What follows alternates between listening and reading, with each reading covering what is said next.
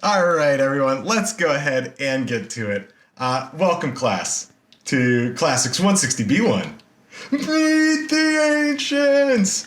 I, of course, am your professor, Dr. Rob Steffen, and today what we are doing, we are going to talk about what happens in the aftermath of the golden age of Athens. All right? And so what we end up seeing during the course of the 5th century is that Greece prospers in a way that, well, even with all the lead up in the Archaic period, we just haven't seen before. They become fabulously wealthy, and they funnel that wealth into cultural creations, right? Things like the Acropolis and the Parthenon and the Temple of Athena Nike, and drama and sculpture and literature and philosophy and poetry.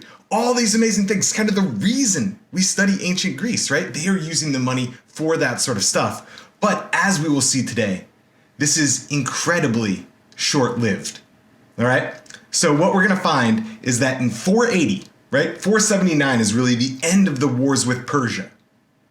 But by 431, right? That's less than 50 years, Greece has turned on itself.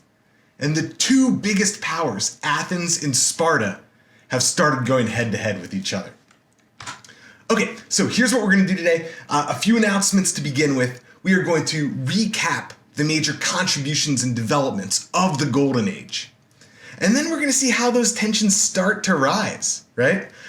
It's almost like a political drama where like everything's going really, really well, but people just start to get jealous of each other. And then they get wary of each other. And then that erupts into full-blown war with the Peloponnese War, which we'll finish with today. So let's go ahead and see what those announcements are.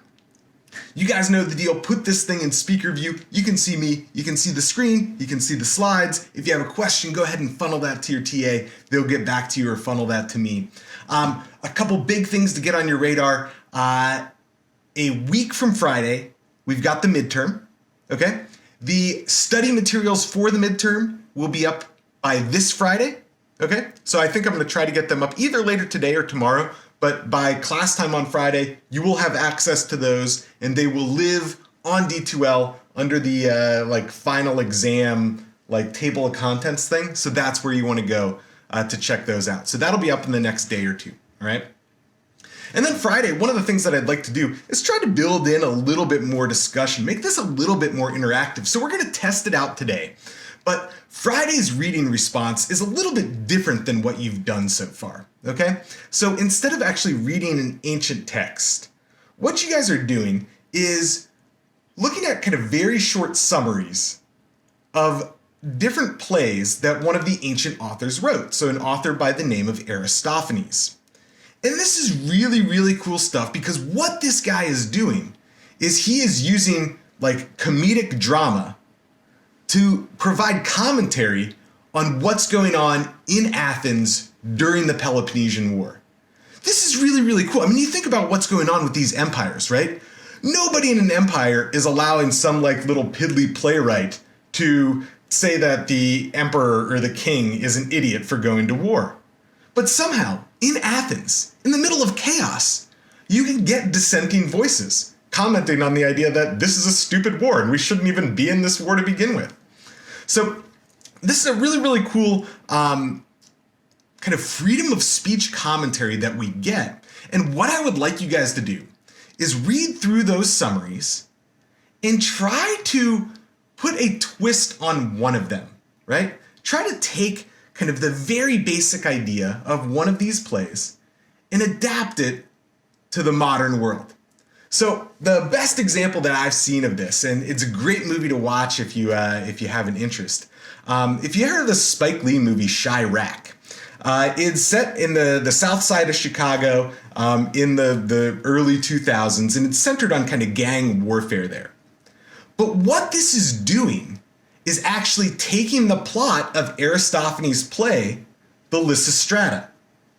And what ends up happening is that the kind of main idea of the kind of play and of the movie is that the women end up going on essentially a sex strike to get the men to stop going to war. right? And so what Spike Lee had done there is basically transfer the theme and transfer the kind of main takeaway point, but set it in the modern world. So that's what you guys are doing for this Friday. The goal here is to be creative, to be thoughtful, right? I don't care if it's a perfect parallel, whatever you choose, all right? But I want you guys to really be creative with how one of these themes might apply in the modern world. And I want you guys to be ready on Friday to be able to discuss that, at least to some extent in the class. I got one good question as well. How do you cite the text for Friday? Go through and look through like the general MLA citation format for a website. You can click around on the website and see if the authors are actually named. If so, go ahead and do that. But otherwise, just look up MLA citations for websites, and that's how you want to do it. All right, so do we have to make up something, or can we just connect it to something that already happened? No. The idea here is to basically use something from the actual real world, right? So if you want to, pull one of these things and comment on inequality in the modern world, that'd be great. If you want to pull something and relate it to some sort of war that's gone on over the course of the past, couple decades or through the 20th century or something like that. Great, right? Be creative here. The goal is not to try to silo you in and have to focus on one particular thing. I want you guys to think, right? How could this apply to something that's just slightly more recent? Okay. So citations, look up MLA style and go with that. We're going to practice with a little discussion question today later on to see how that plays out. Okay, so let's go ahead and find out where we left off. So remember, with the kind of Golden Age, this begins in the aftermath of the wars with Persia. And this is one of the greatest military upsets the world has ever seen because we're dealing with piddly little Greece against the mighty Persian Empire. And what ends up happening, Greece doesn't destroy Persia. Persia's not gone forever after this, all right? But Greece is able to repel the Persian attack. And this is really the first time in the history of the Persian Empire where somebody's really successfully stood up to them. And that happens over the series of a couple battles, right? So the first big one is the Battle of Marathon. This happens in 490, all right? And it's a small force of 9,000 Athenians who's able to repel a force of like 30,000 Persians, right? And then Phidippides does his run back into the city to announce Athenian victory and tell the Athenians, don't betray the city to the Persians. Our next big battle, right, is at the site of Thermopylae. That's the one that you guys watched in the movie for the movie 300, right?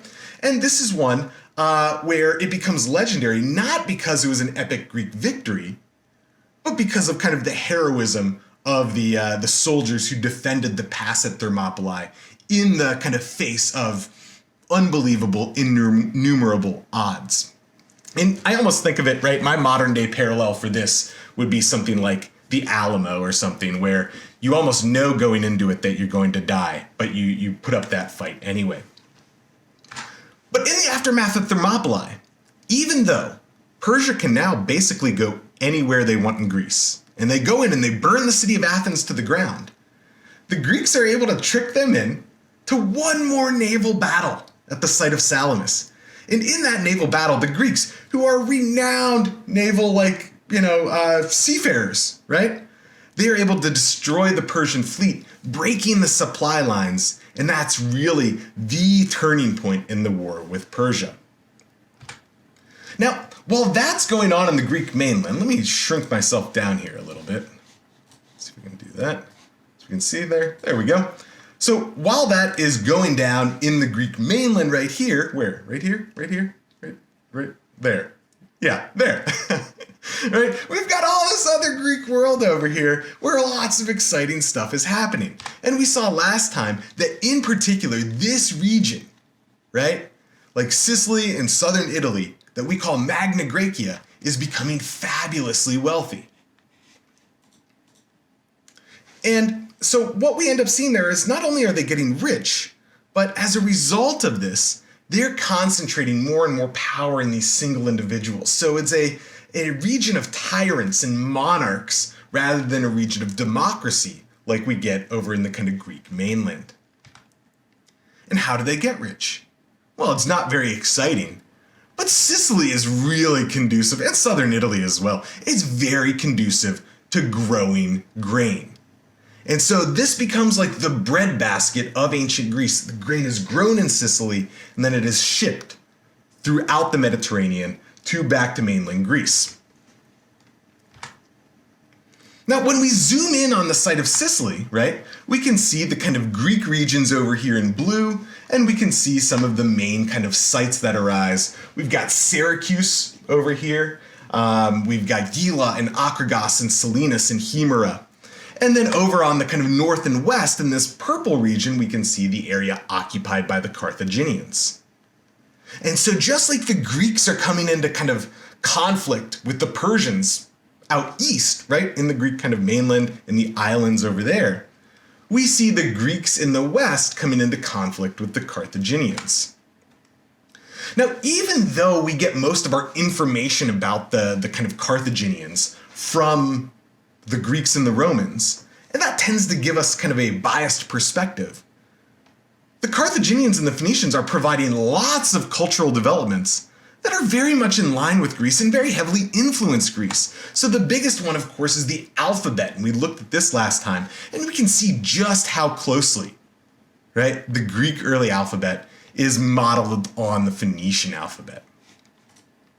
And we can see that the Phoenicians get fabulously wealthy and the Carthaginians get fabulously wealthy through the production of this purple dye. That's actually where we get the name for the Phoenicians from the Greek phoenikes, which comes from these little snail shells. And they get the dye out of there somehow and they dye these textiles. And for hundreds and hundreds of years, the dye that comes out of this is used to create textiles that are used to mark kind of aristocracy and in particular royalty in the ancient Greek and Roman worlds. And so we see in ancient Rome that it's really during the triumph where the general gets to wear the purple robes of monarchy, but only for that day and only for that triumph.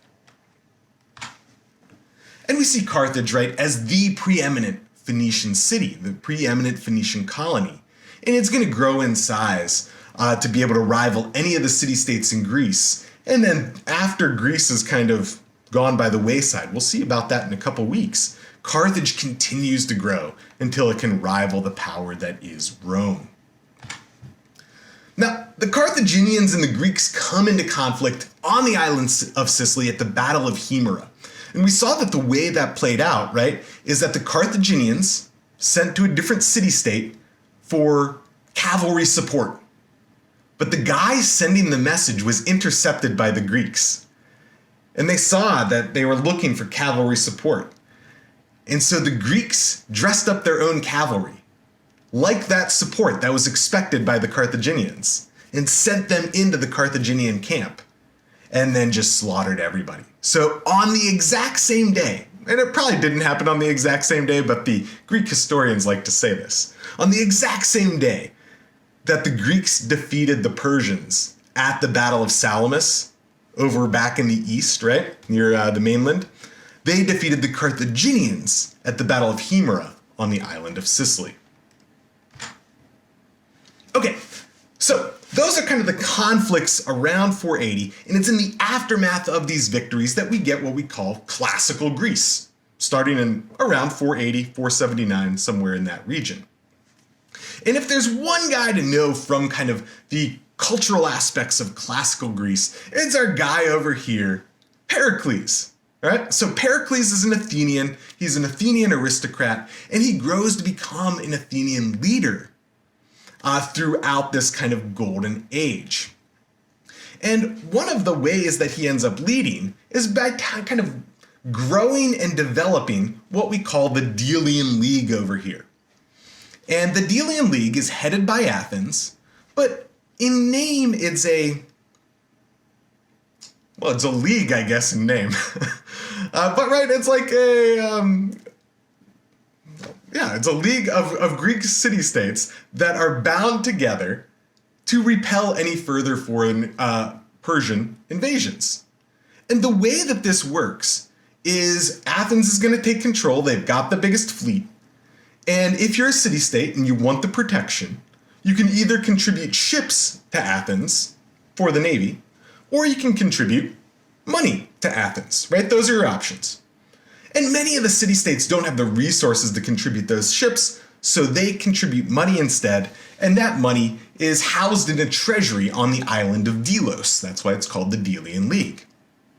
But even though the treasury is housed there, the Athenians end up using quite a bit of that money for their own purposes, right? And we'll see that the entire building program on top of the Acropolis in Athens is heavily funded through funds that are coming in from the Delian League.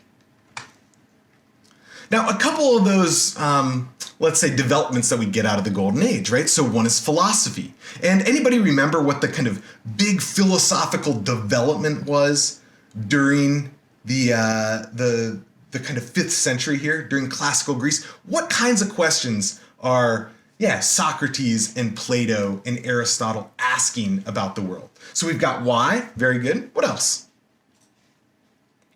People, behavior. What does it mean to be good? How should people behave? Yeah, right? And how does this change, right? If you were writing an essay here about the development of Greek thought, right? How has this changed from what was coming a century earlier with the Ionian Enlightenment?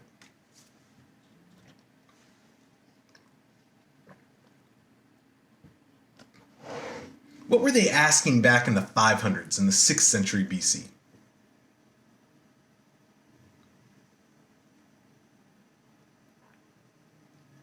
Yeah, they were kind of asking about the natural world, right? Kind of why things happen, but more like, why does it rain? Why is there lightning? Why do volcanoes erupt? Can we come up with an explanation that does not involve Hephaestus? But now it's turned to human behavior. And we'll see that Socrates is the first guy, right? Followed by Plato and then Aristotle. And Socrates, again, we don't have any of his own writings, but he's able to piss enough people off with the questions that he's asking of everybody, and especially asking of the elite, right? The aristocracy in Athens, that he eventually gets himself thrown in jail and killed.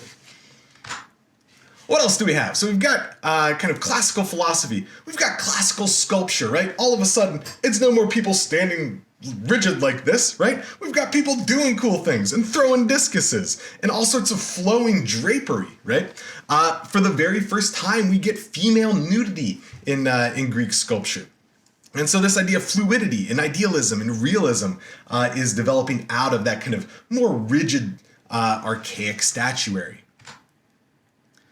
We've got Greek pottery, right? So we've seen this a couple times. Remember, it starts super geometric, and then we start to get some motifs from the Near East, right? These kind of Leonid forms, this kind of black on white here with the lions and the animals, very reminiscent of what you get in the Near East. And then in the 6th century, right, the 500s BC, we get this development of Athenian pottery. And that's where we get the kind of figures shown in black, right, on the orange or the red background. That's what we call black figure. And during classical Greece, the period that we're in now, in the 5th century, we start to get what we call Athenian red figure. Not the most creative names, but very, very cool pottery. And we also get the development of classical Greek drama. Now, if you ever take a class on this, it's super cool stuff because it's not just plays for the sake of plays. Drama and theater in the ancient Greek world is intimately tied to a couple things. One, it's intimately tied to the gods, in the same way that sporting events are as well. And so these are all part of religious festivals that are taking place, especially in Athens, but throughout the Greek world.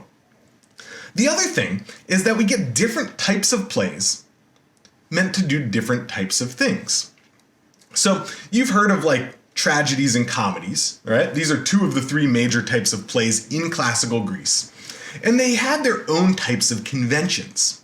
So tragedies, right? It doesn't mean that they always have a sad ending. What that means is that they're kind of a more serious form of play, all right? And they always, in ancient Greece, have to deal with the gods. They're there to teach some sort of kind of moral lesson, and they tend to focus on the gods. Comedies, on the other hand, they are kind of meant to be funny, but that's maybe not their defining characteristic. Instead, what comedies do is they actually deal with actual daily life. And again, this is super cool that like there's like a level of freedom of speech where you can be an Athenian and be embroiled in the middle of civil war, or yeah, kind of civil war. You can be at war with Sparta at least, right? And you can have your own citizens saying, this is a terrible idea. We shouldn't even be in this war. Writing plays about not being in the war. And that's a totally cool thing to do, right? And it's that level of kind of freedom of expression that ends up playing a big role in why Athens is so rich and successful during this period. Okay, so this is where we left off last time, right? With a look at the Athenian Acropolis. And again, this is amazing. When you go to Athens, get one of those hotels that has like a rooftop pool or something and go up there and just have yourself a nice glass of wine. And it is spectacular. I mean, the thing juts out of the center of Athens and can be seen from almost anywhere.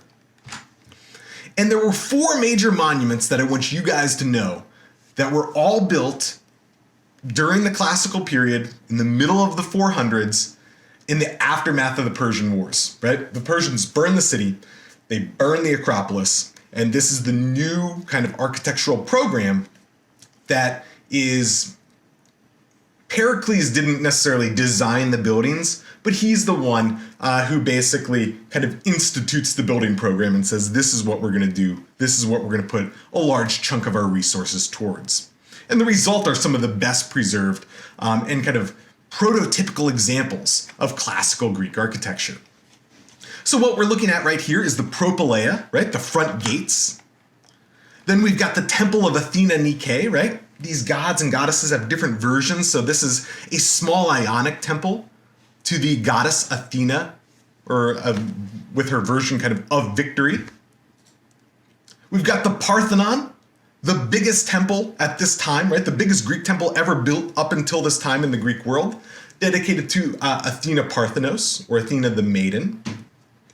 And then where we left off last time was the Erechtheion, which is this very strange temple, right? It doesn't quite look exactly like other Greek temples. It's got these cool columns that have been carved into the shape of women. Those are known as caryatids.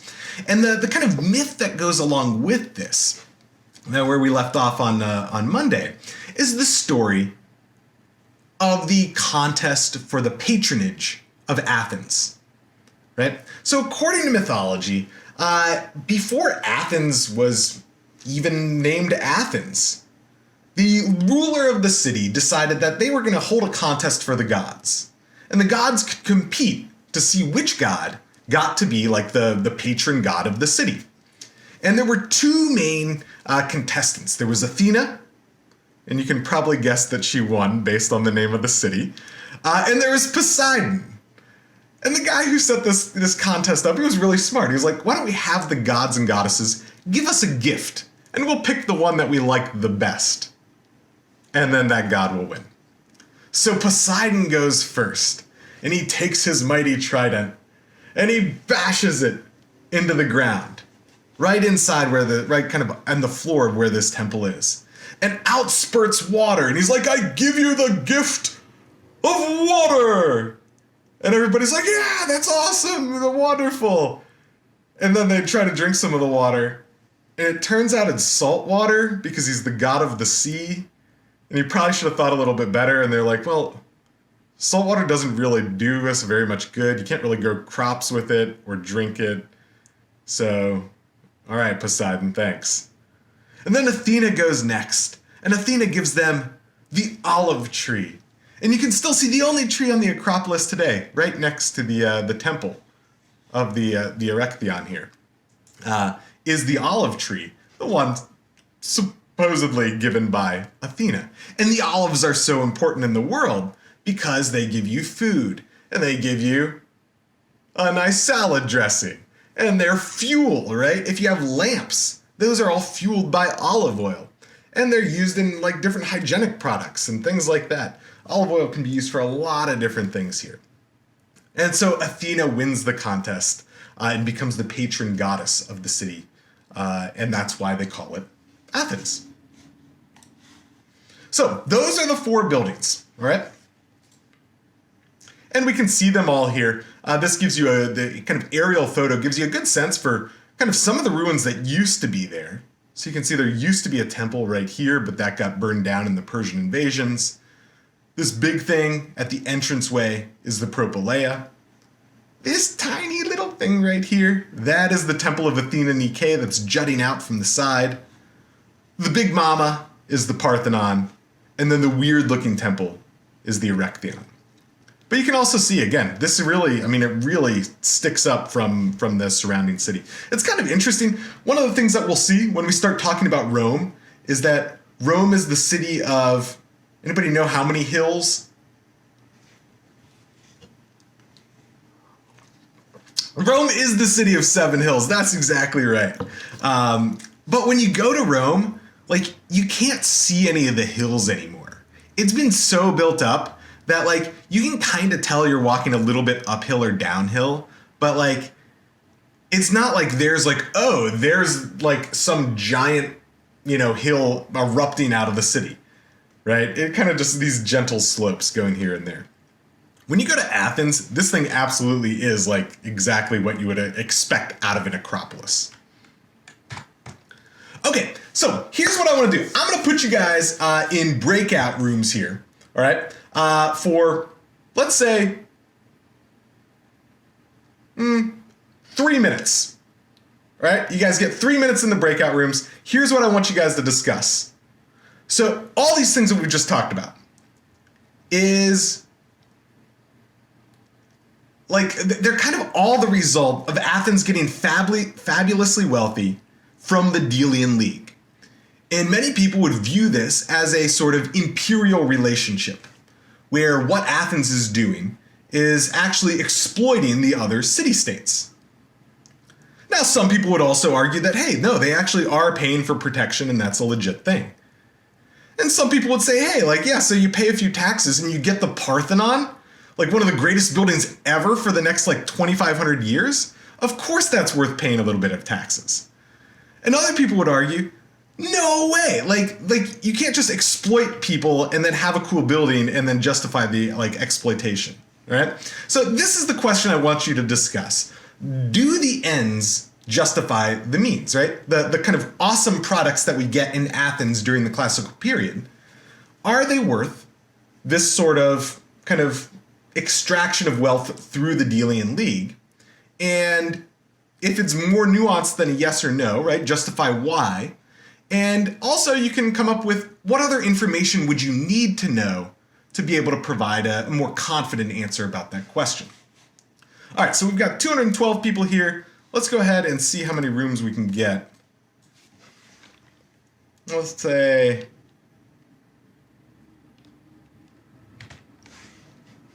let's see if this works. And then I will bring you back in 3 minutes.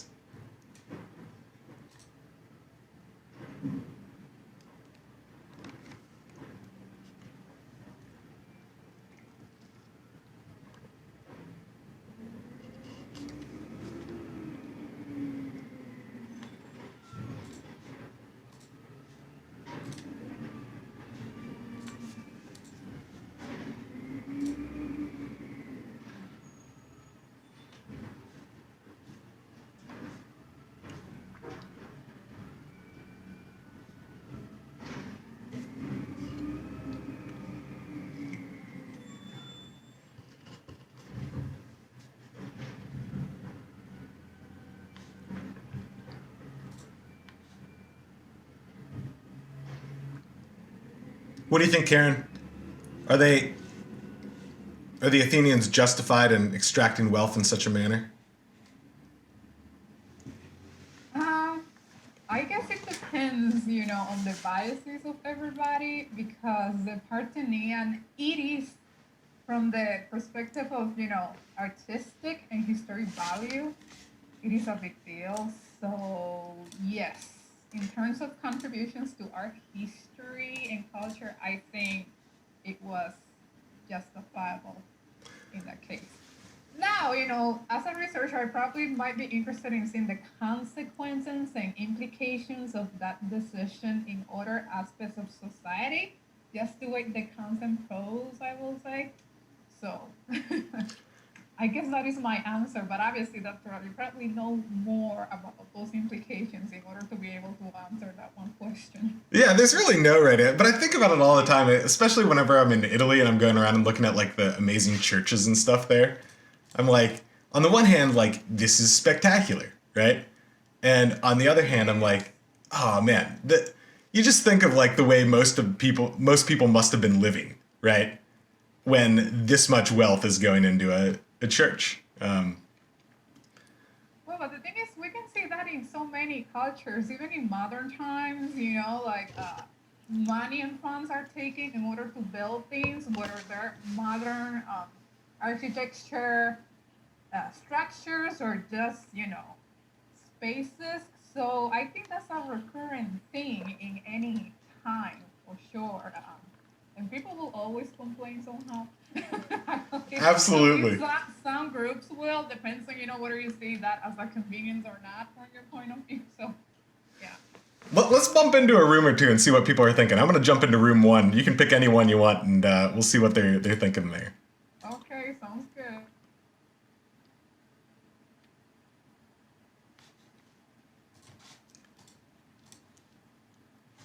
Hey everyone, I'm jumping into your room here. How's it going in this room? No one has really said anything. No one said anything. Why haven't people said anything? I don't know. I don't know either, Tobin. Well, I'm glad that you're saying something. What do you think about this? I feel like if you live in Athens, it's cool. But if you live in like some colony in Sicily or something and have never been to the Parthenon, I don't know if it's a good idea. If it's a good deal. Yeah, it's one of these questions I always think about. You know, whenever I'm in Italy or something for like coursework or something, and I see like the amazing churches and stuff there. You know, I think like on the one hand, what an incredible development, right? And then on the other hand, it's like you think about how most people must have been living when that much wealth is going to a structure like that. So I don't know. I don't have a great answer for this either, but it's something that I think about a fair amount. Anyway, I'm gonna go ahead and start bringing people back to the main room. All right? All right, sounds good. Cool.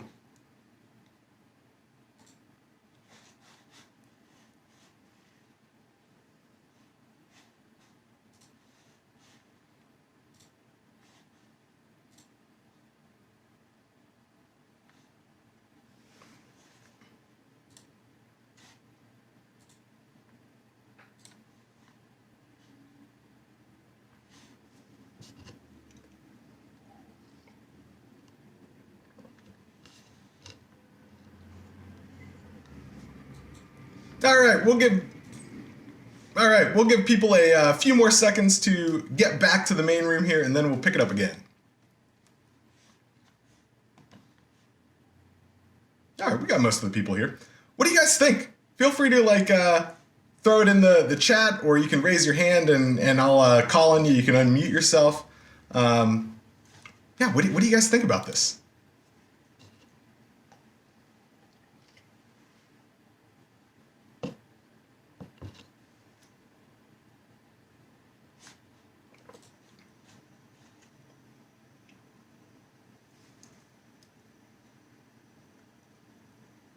All right, we got a hand raised. Dwaliana, feel free to go ahead and unmute yourself, and you can join the conversation here.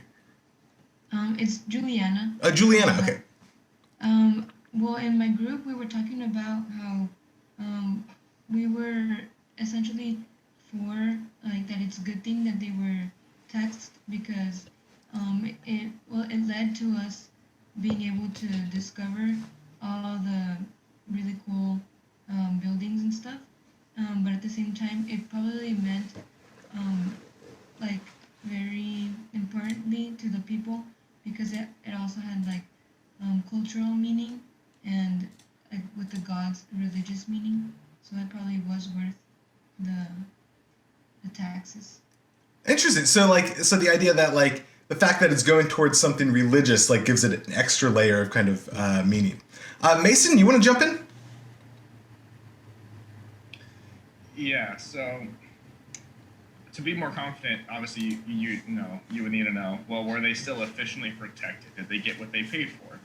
Because if they didn't get what they paid for, and then, Athens didn't go to spend money on, let's say, pumping up, their military to be able to protect more efficiently, then obviously that's not okay, that's not cool. But, if we're under the assumption that that's exactly what they did, and they were just using these, for their own thing, as long as everyone was allowed in Athens, and it wasn't like there was some sort of, anyway, like, if you're from this city, you can't come here, and everyone was allowed to use these temples, I feel like throughout history, religion is kind of a good place for people to get hope from. And so I feel like overall it would have a good effect on your entire society to have a place where people can go and find some sense of hope in dire situations. Excellent. Great. Thank you for that. So part of it would be like, did they actually, just transactionally, did they get what they paid for? And then also like kind of were they allowed to take part in the beauty that emerges from the kind of architectural developments. Some other comments from the that are in the chat here, right? That it couldn't be justified, but it happens a lot. I know this is something that I think about a lot when I travel to like Italy, right? And you see like St. Peter's, or you see some of these other cathedrals, and you're like, this is stunning. And then you think about like the way people must have lived, right? Like regular people, and kind of the levels of poverty while something that opulent is being built. And the money could have been used to improve society as a whole. And this is, it's one of the really interesting questions is that like, are these kind of monuments, are they justified when people are in large part kind of living in poverty? And so anyway, it's an interesting question because it doesn't have a, absolute yes or no answer. It depends on a lot of different things. So thank you all for your contributions there. Let's go ahead and we're going to see what happens with the tensions that emerge now, right? So we're probably going to get into the actual Peloponnesian War on Friday, all right? But we're going to see how we get there over the course of the next 10 minutes, and we'll close before we finish up here with attendance as well. Okay, so here is our kind of like political thing at the end of the Wars of 480, right? So Syracuse is dominant on the island of Sicily, right, after beating the Carthaginians. Athens is dominant at sea. They've got this awesome fleet. Sparta is dominant on land. So there's no single city-state that just rules everybody else. They kind of are different, really powerful city-states in different sorts of ways. Now, we saw again that in Sicily, individuals are getting more and more powerful. And we can see that with dedications to the gods. So one of the things that ends up happening is in the aftermath of these wars, different city-states end up giving gifts to the gods, especially at the site of Delphi. So these are tripods dedicated to Apollo that have been found in excavations. And what happens from the Greek mainland is that these city-states kind of all go in together and they all write their name on it and they say, all these city-states together give thanks to Apollo for his help in the victory against the Persians. And then when we look at what's happening in Sicily, it's like Gilon, who is the tyrant of Syracuse, who basically says, Gilon gives this gift to Apollo because Apollo has like blessed him and made him victorious. And so it just gives you a sense for the kind of different level of the individual in these different sorts of regions of the Greek world. But when Gilon dies, his son takes over, again, kind of another monarch, but very shortly afterwards, we get kind of the Greeks disbanding tyrannies throughout kind of the Greek world, especially in Sicily, right? So the tyrannies come to an end. You would think this would throw a major kink in the plans in Sicily, and it doesn't. This just makes Sicily wealthier and wealthier. When they shift from these tyrannies to democracy, like the city-states there just get, again, fabulously wealthy, and we can see that kind of in the amount of money and wealth that they're able to put into the temples at these sites. Now, one of the other things that's happening is, remember, Athens has got this enormous fleet that they built during the kind of lead up to the Persian Wars. And now that they're not fighting every day, they've got to do something with all the ships. And one of the things that they do is they start to take the lead in control of the fleet with the distribution of grain. And when you control the food, you control a lot of stuff. So Athens, again, dominant at sea, and now they're kind of taking over some of the food sources as well. And this whole time, Sparta is watching what Athens is doing, right? So Athens is building this Delian League. They're getting wealthy because, like, people are funneling money to Athens for protection. But Athens doesn't really have to spend much of the money because Persia's not attacking, right? So obviously, if Persia did attack, they would have to spend a lot of money on the army or a new fleet or something like that. But there isn't an attack. So Athens is just getting really, really wealthy. And Sparta, on the other hand, right, as the dominant land force, is watching what's going on with Athens, and they're like, I don't like this. They're getting too powerful. Athens is acting like an empire. They're threatening the freedom of other city-states. And what ends up happening is something called the First Peloponnesian War. This is not the big one. This is not the one that we kind of normally call the Peloponnesian War. And the reason I've got this poster is because it's kind of like a Cold War between Athens and Sparta. And so, like, Athens will fight not against Sparta, but against, like, Corinth and some of Sparta's allies. And Sparta won't take the fight to Athens, but they'll fight some of the Athenian allies. And so it's the two dominant powers kind of fighting with each other, but through the different allies rather than a full-fledged, like, clash between the two of them. Now, in the aftermath of this, one of the things that ends up happening is that Pericles gives a kind of citywide speech to the people of Athens on behalf of all the people who died in these little skirmishes. And I wanted to read it to you here, or at least put some of it on here, because it gives one of the best examples of how they thought about democracy and kind of why they valued it so much in Athens and why they thought it allowed them to be such a kind of positive influence in terms of their, every other aspect of society, right? The economy and politics and warfare and that sort of thing. So part of his speech in the funeral oration says, "Our Constitution does not copy the laws of neighboring states. We are rather a pattern to others than imitators ourselves. Its administration favors the many instead of the few. This is why we call it democracy, the power of the people. If we look to the laws, they afford equal justice to all in their private differences. If no social standing, advancement in public life falls to reputation for capacity. Class considerations not being allowed to interfere with merit. Nor again does poverty bar the way. If man is able to serve the state, he is not hindered by the obscurity of his condition. The freedom which we enjoy in our government extends also to ordinary life. There, far from exercising a jealous surveillance over each other, we don't feel called upon to be angry with our neighbor for doing what he likes, or even to indulge in those injurious looks which cannot fail to be offensive, although they inflict no positive penalty. But all this in our private relations does not make us lawless as citizens."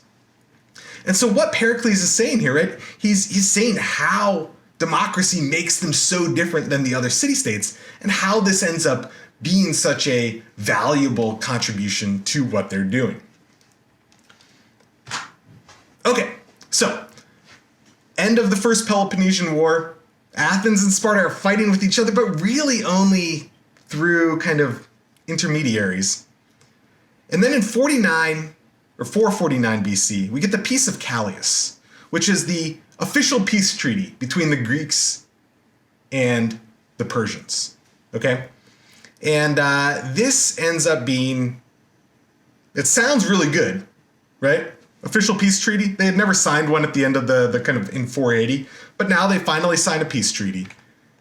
It turns out to not be good, kind of, for the Athenians.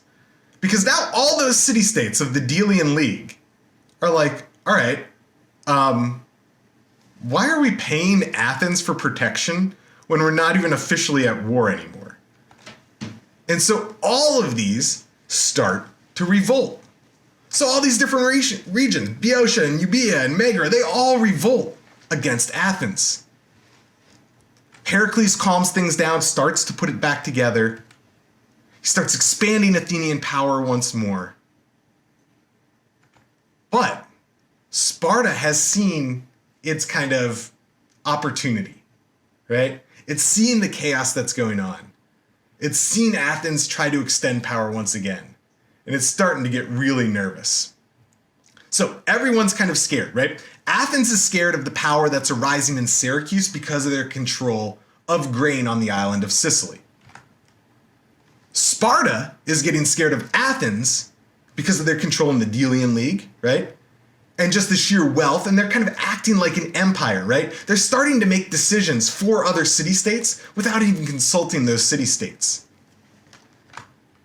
And then everybody's kind of scared of Sparta to begin with because they've got the most powerful army on land. And this kind of triangle here ends up fragmenting at the kind of end of the 430s BCE. Okay, so go ahead and put in your attendance for today. The color for today is white. That's what I had said on Monday, but it was actually today's answer that's white. Put that in, get your attendance for today, and then we will pick up with the actual war itself on Friday. All right, so do your reading responses. Be ready to talk a little bit about how you're adapting one of those plays for Friday's class. All right, and then go ahead and put in white for your attendance today. Other than that, once you do that, you guys are out of here. Put that in, and I will see you guys on Friday.